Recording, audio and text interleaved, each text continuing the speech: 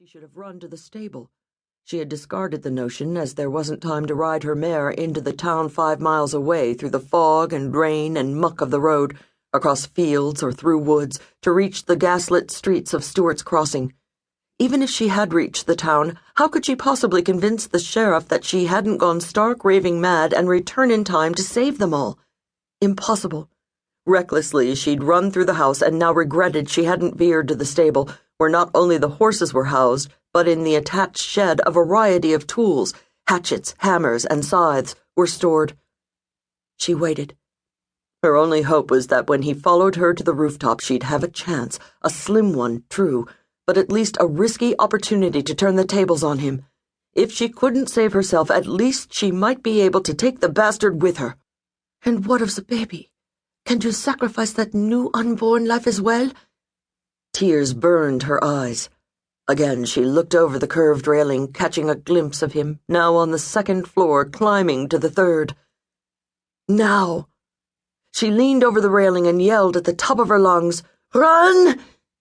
"What the bloody hell?"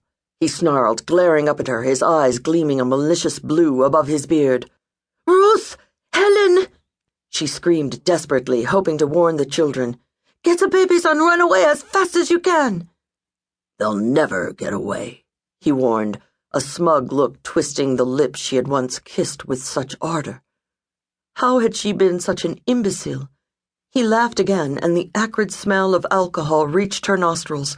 He was too close. Whirling around, she dashed along the runner to the attic stairs at the end of the hall. The door was locked as always. "Harlot!" he yelled after her. "Goddamned whore, come back here." Never. She sent up a silent prayer for the dear, sweet souls of the little ones. "Our Father who art in heaven." The clock in the lower hallway began to chime, counting out the hours in reverberating peals. "Hallowed be thy name." His footsteps quickened, and she reached into the pocket of her voluminous skirts for the keys. She fumbled in the dark with the massive keyring, the metal clinking as she struggled to find the right one for the attic door. "Hurry!" Her pulse was pounding in her brain, her fingers slick with sweat, keys clanking. She dropped the ring only to retrieve it quickly. "Thy kingdom come, thy will be done, on earth as it is in heaven." The clock continued to strike off the hours, and along with the familiar peals came the heavy, determined tread announcing that he was following. Her heart froze. Her breath stilled in her lungs for the briefest of seconds. She inserted another key. Nothing. "You think you can run from me?" he bellowed, his words echoing to the rafters, chilling her soul. "You really think you can get away?" His laughter was obscene. Her throat closed in fear.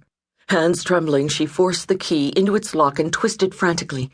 A glance over her shoulder confirmed he'd made the climb and was now smiling, walking slowly, unhurried, savoring these last few minutes when he could terrorize her for one final time. Click! The lock sprang. She hurriedly shouldered open the door to the attic. Let him come. She was a clever woman and far from dead. Yet.